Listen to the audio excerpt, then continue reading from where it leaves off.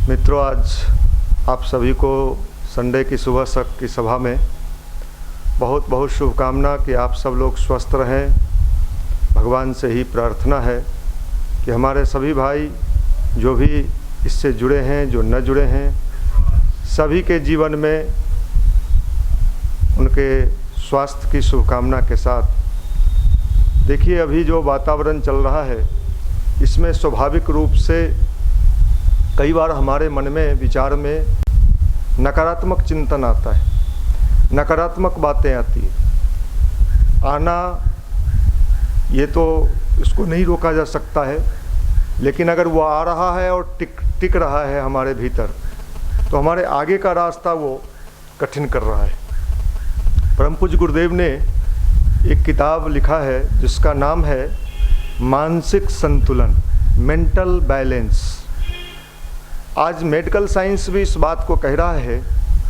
मैं जब दिल्ली के बड़े बड़े डॉक्टरों को सुनता हूँ और कई लोगों को सुनता हूँ तो वो भी इस बात को कह रहे हैं कि सबसे महत्वपूर्ण चीज़ है कि शारीरिक स्वास्थ्य के साथ साथ आपका मानसिक स्वास्थ्य होना बहुत ही ज़रूरी है। और ये बात प्रमाणित हो चुका है कि शरीर के रोग के मूल कारण हमारा मन है, और मन से अगर हमने अपने आप को पॉजिटिव एटीट्यूड से अपने को जोड़े रखा, सकारात्मक चिंतन से अपने आप को जोड़े रखा, तो बहुत हद तक हम बहुत सारे बीमारियों से अपने आप को बचा सकते हैं। इसलिए अभी के समय में हम अपने आप को मानसिक रूप से संतुलित रखें।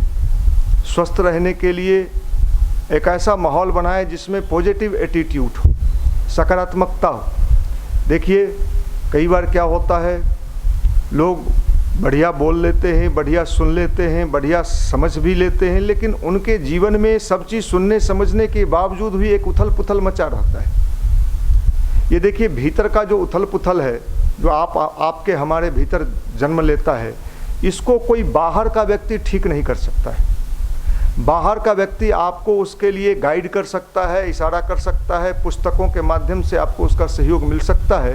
अपने भीतर के उथल पुथल, अपने मन के उतार चढ़ाव को ठीक करने का काम हमें ही करना पड़ेगा, कोई दूसरा नहीं कर सकता है। जैसे अगर आप शरीर बनाना चाहते हैं, आप चाहते हैं, कई लोग जो भाई हमारा बॉडी बन जाए, तो आप किसी अगर जिम में जाते हैं तो जिम का जो वहाँ एक्सपर्ट होता है वो आपको गाइड कर सकता है कि सर मसल्स बनाना है तो इसको ऐसे कीजिए, लेकिन बनाना हम ही को पड़ेगा। नहीं साहब, हम तो चाहते हैं कि वो मसल बनाने वाला है वही हमारा मसल बना देता, नहीं, ऐसा नहीं होता है। इसमें भगवान की भूमिका क्या है? तो इसमें भगवान की भूमिका यही है कि भगवान के नाम लेने से, भगवान के ध्यान करने से, भगवान की उपासना करने से हमारे अंतःकरण में एक पॉजिटिव ऊर्जा का संचार होता है, हमें एक प्रेरणा मिलता है। लेकिन प्रेरणा मिलने भर से काम नहीं होता है। कई बार लोग बड़े उत्साह में, भीतर से प्रेरणा तो मिलता है लेकिन उसको कार्य रूप में क्रियान्वित नहीं कर पाते। जब हम अपने भीतर से उठे हुए प्रेरणा को, जो भी भाव हमारे भीतर से उठ रहा है, उसको अगर हम कार्य रूप में जब तक परिणत नहीं करेंगे तब तक उसका परिणाम हमें नहीं दिखेगा। इसलिए हम उपासना से, ध्यान से, अच्छे विचार से इसलिए जुड़ें कि हमें अंदर से वो प्रेरणा मिले और उसको हम कार्य रूप में कर सकें। जैसे मैंने कहा कि साहब आप तनाव ना लो, लेकिन हमारे ये कहने मात्र से कि आप तनाव ना लो, लेकिन आपके पास तनाव तो है, डिप्रेशन तो है, तो आपका डिप्रेशन, आपका तनाव जीवन में कोई कम नहीं कर सकता है। आपको स्वयं उसके लिए अपने अंतरंग की शक्ति का विकास करना होगा। इनर पावर, जिसकी चर्चा हम लोग बराबर करते हैं कि हम अपने इनर पावर को डेवलप करें। और ख़ासकर जो इन दिनों का समय आया है, ये तो बड़ा ही शानदार समय भी एक तरीके से है कि लोगों से मिलना जुलना नहीं है, कम लोगों से मिलना जुलना है, अपने रूम में ही रहना है। ऐसे समय का अगर हम सदुपयोग करके अपने इनर को विकसित करें, अपने अंतरंग के शक्ति को विकसित करें, ध्यान के माध्यम से, गायत्री मंत्र के माध्यम से, भावपूर्ण उपासना के माध्यम से, तो निश्चित रूप से इसका लाभ आने वाले बाद के दिनों में भी आपको लगेगा। देखिए, कई बार क्या होता है, इसको आप समझ लें। कई बार कुछ लोग उपासना शुरू करते हैं, गायत्री मंत्र शुरू करते हैं, 10 दिन किया, 15 दिन किया, 20 दिन किया, महीना दिन किया, कभी नहीं किया, कभी सुबह किया, कभी दोपहर किया, कभी वो भी नहीं किया। तो देखिए, अनगढ़ तरीके से किए हुए कोई भी कार्य हमारे जीवन में लाभ नहीं पहुंचाएंगे। किसी कार्य को उसके लाभ लेना अगर आप चाहते हैं, मान ली किसान खेती करता है, जब चाहे बीज छींट दिया, जब चाहे जाके पानी पटवन कर दिया, नहीं साहब हम तो नहीं कर पाए, तो ये फसल नहीं मिल पाएगा। उसी तरह हमारे जीवन में भी अच्छे मनीष भैया आज संडे को समझा दिए, निशांत रंजन भैया ने समझाया, और भाइयों ने कुछ यूट्यूब पर हमें समझा दिया था, हम प्रेरणा तो पाए लेकिन 2 दिन किए। देखिए, ये आप अनगढ़ तरीके से अपने जीवन को अगर आप चाहते हो, इसको सुगढ़ बनाना पड़ेगा, और इसके लिए आपको थोड़ी सी हिम्मत तो जुटानी पड़ेगी, थोड़ी सी आपको अपने अंदर की शक्ति का विकास करना पड़ेगा, और इसी का नाम भारतीय अध्यात्म है और भारतीय संस्कृति है। भारतीय अध्यात्म की बड़ी विशेषता रही कि साहब यहाँ जो भी हमारा चीज़ था वो विज्ञान से जुड़ा हुआ था, विज्ञान सम्मत था, साइंटिफिक था। बाद के दिनों में बहुत सारे सैकड़ों वर्ष में हमने अपने विज्ञान को क्या किया कि विज्ञान तो समाप्त हो गया, लेकिन एक कर्मकांड का ऊपरी आवरण हमारे पास बच गया, और हम कर्मकांड को ही भगवान का पूजा मानने लगे। एक बात आप समझ लें, कर्मकांड कभी भगवान का पूजा नहीं हो सकता है। वो तो हमारे मेथड हो सकते हैं, हमारे तरीके हो सकते हैं। इसी तरीके से आपको इसके विज्ञान को समझना होगा, इसके टेक्नोलॉजी को समझना होगा। और भारत कभी अगर पूरे विश्व को रास्ता दिखाने का काम करता था, तो भारत के लोग ये काम करते थे, और भारत के लोग स्वयं इतने जागरूक रहे होंगे तभी वो दुनिया को रास्ता दिखाने का काम करते थे, ज्ञान देने का काम करते थे। इस विज्ञान को आप समझ लीजिए। आज फिर से उसी विज्ञान की आवश्यकता आन पड़ी है कि हम सब भी जागृत हों, और अपने जागरण के लाभ से दूसरों को भी लाभान्वित कर सके। मैं एक बात आपको बता देता हूँ, अगर हमने अपने अंदर को जगा लिया तो हम सैकड़ों लोगों को जगा सकते हैं। एक जला हुआ दीपक सैकड़ों दीपक को जलाता है। नहीं भाई सब दिन मनीष भैया बोलते रहेंगे, निशान नहीं, बोलने की बात अपने जगह पे है, लेकिन हम लोगों के पटना युवा प्रकोष्ठ की एक विशेषता है। मैं ये बात आपको अहंकार में नहीं कहता, लेकिन हमारे यहाँ की एक विशेषता है, हम लोग क्रिया में विश्वास करते हैं, और एक तरह के कार्यक्रम से हम नहीं जुड़े हुए हैं कि नहीं साहब हम तो सिर्फ युवा लोगों को मोटिवेट करते हैं। हमारे यहाँ से जुड़े हुए युवा लोग कहाँ कहाँ वृक्षारोपण अभियान चला रहे हैं। हाँ, कहीं वृक्षारोपण अभियान चला रहे हैं, कहीं बाल संस्कारशाला का अभियान चला रहे हैं, कहीं साधना का अभियान चला रहे हैं, कभी स्वाध्याय का अभियान चला रहे हैं। ये अनगिनत चीज़ों को शुरू करके वो लोग इस कार्य को कर रहे हैं, और यही उद्देश्य है अपने मिशन का। अपने मिशन का सिर्फ ये भी उद्देश्य नहीं है कि साहब हम बस गायत्री माला 5 माला रोज जप लेते हैं। अपने मिशन का ये भी उद्देश्य नहीं है कि नहीं साहब हम 10-20 पेड़ पौधा लगा दिए, अब हम तो बहुत पेड़ पौधा लगाने वाले लोग हो गए। ये भी उद्देश्य नहीं है। ये सब उद्देश्य है, लेकिन सिर्फ और सिर्फ वो उद्देश्य हमारा नहीं है।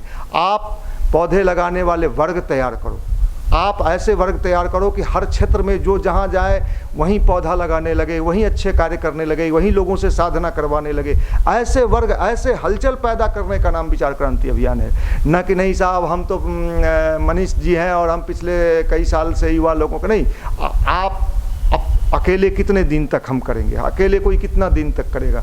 ऐसे वर्ग पैदा हो जाए, ऐसी क्रांति हो जाए कि जिस क्षेत्र में भी जाइए पता चल जाए कि साहब देखिए फलाने जगह पर वृक्षारोपण अभियान चल रहा है, यज्ञ का कार्यक्रम चल रहा है, गायत्री साधना का अभियान चल रहा है। ये विचार क्रांति अभियान को इस रूप में हमें फैलाना पड़ेगा और इस रूप में हमें आगे बढ़ाना पड़ेगा आप सब। लेकिन उसके लिए हमें आत्मिक शक्ति की आवश्यकता है। नहीं तो क्या होगा, हम आपको पकड़ के लाएंगे, कुछ दिन खाना वाला काम में लगवाएंगे, पीला टी-शर्ट आपको पहना देंगे, यहाँ पर मसाला वाला फोटो लगवा देंगे। कुछ दिन के बाद चूंकि आपके पास तो साधना है नहीं, कुछ दिन के बाद वो भाई गायब हो गए। फिर दूसरे भाई को पकड़ के लाएंगे, उनको भी हम पीला टी-शर्ट पहन। देखिए ये क्या होगा, ये धीरे धीरे आते जाते लोग रहेंगे। इससे हमारे मिशन को, हमारे योजना को, परम पूज्य गुरुदेव की योजना को, युग निर्माण योजना को बहुत लाभ नहीं मिलेगा। तो हमें इसके लिए, खासकर जो हम गायत्री परिवार से जुड़े हुए लोग हैं, उनके लिए मैं ये बात कह रहा हूँ कि हमें इस बात पर चिंतन करना चाहिए कि अधिक से अधिक लोग इस अभियान में शामिल हो और वो साधक मनोवृत्ति के हों और उनके अंदर साधना का भाव हो। अगर किसी गांव में 2 लड़का खड़ा है और वो गायत्री का साधक है, तो मैं ये दावे के साथ कहता हूँ सैकड़ों युवाओं को, सैकड़ों लोगों को वो दिशा देने में कारगर हो सकता है, वो दिशा को मोड़ने में कारगर हो सकता है। हमें ऐसे युग सेनानी की, युग शक्ति की आवश्यकता है। और अपने संस्कृति में 2 चीज़ों का बड़ा शानदार विधान रहा है, एक तो गायत्री माता और यज्ञ पिता। गायत्री माता और यज्ञ पिता। देखिए यज्ञ जो है ये इतना बड़ा विज्ञान है, इतनी बड़ी टेक्नोलॉजी है।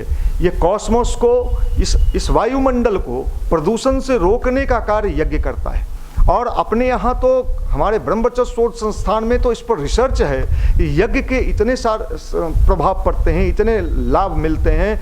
यज्ञ का लाभ आप समझ लीजिए, कभी भारत के ऋषियों ने इस पर जो रिसर्च किया था, ये सैनिटाइजेशन की बात जो हो रही है ना कि वायरस को हटाने के लिए सैनिटाइज, ये वायुमंडल को सैनिटाइज कर देता था। और हमारा मिशन गायत्री परिवार इस अभियान में शांति कुंज हरिद्वार ने 26 मई को गृह गृह यज्ञ की योजना बनाई। तो हम सब लोग गृह गृह यज्ञ पूरे विश्व में गायत्री परिवार के लोग एक साथ करेंगे। करोड़ों लोग आप सोच लीजिए एक साथ सुबह 7-8 बजे से लेके 11 बजे तक, सुबह 8 बजे से लेके 11 बजे के बीच में पूरे विश्व में गायत्री परिवार के लाखों लाख करोड़ों लोग यज्ञ करेंगे।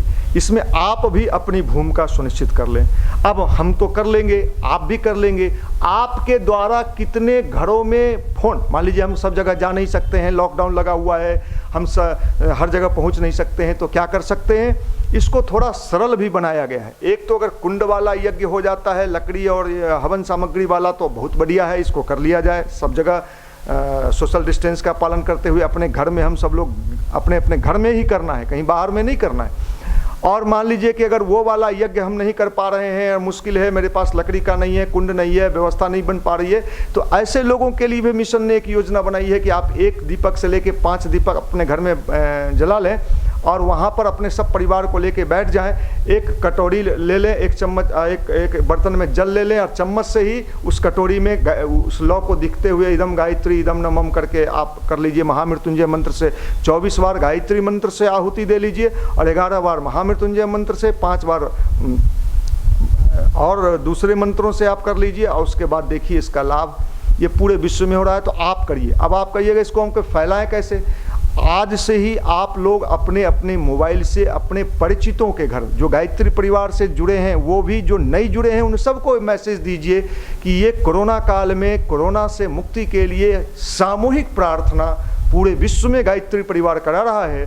तो फोन से अधिक घरों में फोन से सूचना दीजिए कि अगर आप यज्ञ नहीं कर सकते हैं, हालांकि यज्ञ का कर्मकांड का 17 मिनट का एक यूट्यूब पर अपने गायत्री और AWGP के साइट पर आप जाएंगे तो 17 मिनट का एक कर्मकांड आ गया है, जिसको लेके आप अपने मोबाइल को ही पंडित जी मान के और मोबाइल पंडित जी के माध्यम से ही आप सारा कर्मकांड करा के और यज्ञ कर सकते हैं। जिनको ये सब कुछ नहीं आता है, ये नहीं संभव है, तो मैं उनके लिए दीपक की बात कर रहा हूँ कि दीपक जला लीजिए। 1 दीपक से 5 दीपक, सारे परिवार के लोग बैठ जाइए। और ये सूचना अधिक से अधिक, एक आदमी कोशिश करिए कि कम से कम एक आदमी के माध्यम से 10 घरों में, एक आदमी 10 घर में और अधिक हो जाए, मैं मिनिमम की बात कर रहा हूँ, 10 घरों में ये गायत्री मंत्र का प्रभाव पहुंच जाए। और गायत्री मंत्र का यज्ञ जो 26 तारीख को बुद्ध पूर्णिमा, बड़ा विशिष्ट दिन है, उस दिन बुद्ध पूर्णिमा का दिन है, बड़ा विशेष संयोग बना है कि हम लोग इस अभियान को इतनी गति दें कि अधिक से अधिक घरों में, और इसकी सूचना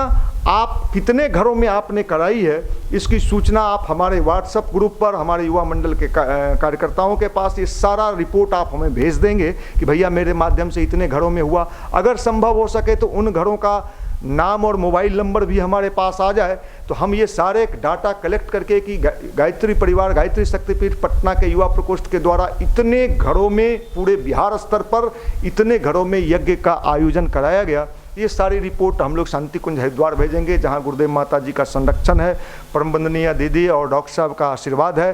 तो हम सब लोगों को इस अभियान में लग जाना है। और 26 वाला अभियान को आप समझ लीजिए गुरु कार्य समझ के, चूँकि कभी क्या होता है, आप एक बात समझ ले, यज्ञ को भारतीय संस्कृति में सर्जरी कहा जाता है। सर्जरी समझते हैं ना, जब बीमारी दवाई से ठीक नहीं होता है तो डॉक्टर कहता है साहब अब सर्जरी करना पड़ेगा, ऑपरेशन करना पड़ेगा, तो ये सर्जरी है।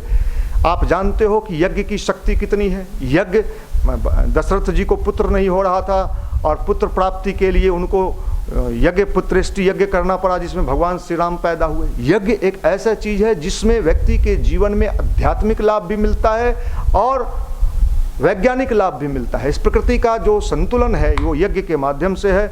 मैं सहज और सरल भाषा में आपको बताना चाह रहा हूँ कि हम लोगों का प्रयास ये होना चाहिए कि 26 तारीख वाला अपना जो कार्यक्रम है, आज मैं इसी उद्देश्य से आपके बीच आया भी हूँ कि आप इस यज्ञ को अधिक से अधिक घरों में पहुँचाने का कार्य करेंगे और सारे अधिक से अधिक घरों में पहुंचा के ये रिपोर्ट जो आपके द्वारा कितने घरों में हुआ है, ये हमारे PYP के भाइयों के पास, हमारे व्हाट्सएप ग्रुप के पास, हमारे पास आ जाना चाहिए। तो इसके लिए आप क्या करिए, देखिए यज्ञ की बड़ी विशेषता है। यज्ञ मतलब हम दूसरे की सेवा करने के लिए भी आते हैं। हम सिर्फ गायत्री मंत्र और यज्ञ से ही नहीं जुड़े हैं। अभी देखिए लगातार पिछले दिनों से ये जो भोजन का अभियान हम लोगों का चल रहा है, और जो लोग सुन रहे होंगे इसके माध्यम से कंकड़बाग के आसपास और कहीं जिनको भोजन, कंकड़बाग बहुत बड़ा एरिया है, हजारों हॉस्पिटल है इस एरिया में, कहीं भी किन्हीं को जो कोविड पेशेंट हैं, जिनके घर में भोजन की दिक्कत है, जो हॉस्पिटल में हैं, उनके अटेंडेंट हैं, ऐसे लोगों को भोजन की दिक्कत है, तो मैं आप सबको ये निमंत्रण देता हूं कि आप हमें सूचना भिजवाइए, हम उन सब के बीच भोजन भिजवाएंगे। आप हमें सूचना भिजवाइए, हम सब के बीच, हम लोग सुबह और शाम दोनों, जब तक वो स्वस्थ न हो जाएं तब तक गायत्री परिवार के द्वारा, युवा प्रकोष्ठ के द्वारा उनके बीच भोजन जाता रहेगा। ये अनवरत ये कार्यक्रम चल रहा है और अनवरत तब तक हम लोग चलाते रहेंगे जब तक ये कोविड का प्रभाव बिल्कुल कम ना हो जाए। ये संकल्प हम लोगों ने लिया है और इसको एक मुकाम तक हम लोग पहुँचाएँगे। तो आप सबसे यही निवेदन है कि अभी जो हमारी उपासना है, हमारा गायत्री मंत्र है, वो क्रिया के रूप में भी दिखना चाहिए। उपासना के रूप में तो हमारे अंदर गया, और क्रिया के रूप में ये सेवा कार्य के रूप में भी जो दिख रहा है ये दिखना चाहिए। यज्ञ वाले कार्यक्रम को भी सफल बनाना है। वृक्षारोपण अभियान भी अगर हम लोग जगह जगह कर रहे हैं, बहुत सारे क्षेत्रों में हमारा वृक्षारोपण अभियान पहले से चल रहा है। हाँ, ये बात अलग है कि हम लोग एक उसको वो स्वरूप नहीं प्रदान किए हैं, लेकिन अनगिनत तरह के कार्यक्रम ये सब चीज़ चल रहा है। तो आप सभी भाइयों से मेरा निवेदन है कि आप कुछ न कुछ करते रहिए, इससे भी आपका मानसिक संतुलन बना रहेगा। देखिए इन दिनों बेकार खाली बैठने से ज़्यादा आदमी को तनाव होता है, क्योंकि निगेटिव अप्रोच आता है, भविष्य का अंधकार दिखता है, और ये समय बिल्कुल अच्छा आने वाला है। परम पूज्य गुरुदेव ने लिखा है 21वीं सदी उज्जवल भविष्य। देखिए ये अंधकार भी नहीं टिकेगा, ये अंधकार भी नहीं रहेगा, ये अंधकार भी समाप्त होगा, अच्छा समय आएगा। तो आप जहाँ भी हों, जिस जगह पर भी हों, अगर आप लॉज में हैं, हॉस्टल में हैं, गांव में हैं, शहर में हैं, कहीं हैं, तो आप ये सुन रहे हैं, ये 26 तारीख वाला हम लोगों का यज्ञ का अभियान पूरे गति के साथ इसको करना है। विशेष आप सबको मैं इसके लिए बहुत बहुत मंगल कामना देता हूं, और साथ ही साथ एक निवेदन करना चाहता हूं कि अपनी उपासना, अपना ध्यान, अपना स्वाध्याय कम नहीं करेंगे, और फिर हम लोग पहले की तरह मिलेंगे। इसके लिए घबराने की बात नहीं है। फिर वही आपको हंसाया जाएगा और आप हंसेंगे, और बहुत कार्य करना है आने वाले दिनों में। आप ये मत सोच लेना अब हम लोगों के ऊपर, गायत्री परिवार के ऊपर जवाबदेही ज़्यादा आ रहा है। खासकर जो हमारा यंग जनरेशन है, युवा पीढ़ी है, इसको अपनी संस्कृति से, इसके विज्ञान से जुड़ना पड़ेगा। और भारत को अगर सही में पूरे विश्व के सामने स्थापित करना है, पूरी दुनिया के सामने स्थापित करना है, तो भारत के युवा शक्ति को झकझोरना पड़ेगा। और ये मात्र छोटे मोटे कर्मकांड से नहीं हो सकते हैं, इसके लिए तेजस्वी, मनस्वी, ओजस्वी लोग चाहिए, साधक स्तर के लोग चाहिए। और ये हम सब आप समझ लीजिए। आप देखते होंगे कि कई मोटिवेटर लोग मोटिवेट करते रहते हैं, ऐसी उनके जो फॉलोअर्स होते हैं, मुझे तो कई बार आश्चर्य होता है, कई मिलियन में फॉलोअर्स होते हैं। वो समाज के लिए कुछ नहीं करते हैं, वो सिर्फ आपको चुटकुले सुना के गुदगुदाते हैं, और उनके फॉलोअर्स इतने मिलियन फॉलोअर्स हो गए। बताइए, हम तो सोचते हैं कि अगर आप में जवानी की थोड़ी भी शक्ति बची हुई है और आप रियल में अपने को जवान कहते हैं, बताइए फुहरपन बात करता है, लड़की ऐसे, लड़का ऐसे, उसका बाल ऐसे, इस पर हजारों लाखों लोग उसके साथ उस पर कमेंट कर रहे हैं, उसके वीडियो को शेयर कर रहे हैं, वाह क्या बात है, क्या कहता है, क्या सुनता है। अरे उसके कहने और सुनने से समाज में किसी युवा पर कोई प्रभाव नहीं पड़ रहा है, वो तो गुदगुदा रहा है, और गुदगुदाने को ही सोच रहे हो कि अब मोटिवेट हो रहा है। आज कहाँ गए वो लोग जो बड़े बड़े मोटिवेटर थे? आज क्यों नहीं गरीबों की सेवा के लिए, भूखों की सेवा के लिए, कोरोना पेशेंट के सेवा के लिए? बहुत सारे मोटिवेटर को मैं भी जानता हूँ, आप भी जानते होंगे, कहाँ चले गए? तो साहब देखिए, ये जो मोटिवेटर है ना, जो विचार दे के और ऐसे दे के और वैसे दे के, हम लोग धरती से जुड़े हुए लोग हैं, धरती पे चलने वाले लोग हैं। मैं किसी पे कमेंट नहीं कर, लेकिन एक बात जरूर मुझे कष्ट होता है कि जब मैं देखता हूँ बहुत सारे मोटिवेटर लड़कियों के नाम पर फब्ती कस के और ये कई मिलियन उनके फॉलोअर हो जाते हैं। और जब हम लोग गायत्री मंत्र, भारतीय संस्कृति और ये अच्छी विचार की बात करते हैं, तो आप भी इस चैनल को, जो आपका PYP का चैनल है, मैं आप सबसे निवेदन करना चाहता हूं कि जहां भी आप जिनको भी फ़ोन करें, सूचना दें इस कोरोना काल में, उन सबको कहें कि इसको सब्सक्राइब करिए और इस चैनल से उनको जोड़ दीजिए। बहुत सारे चीज़ आने वाले दिनों में इस चैनल से उनको मिलेगा, PYP के पेज से उनको मिलेगा।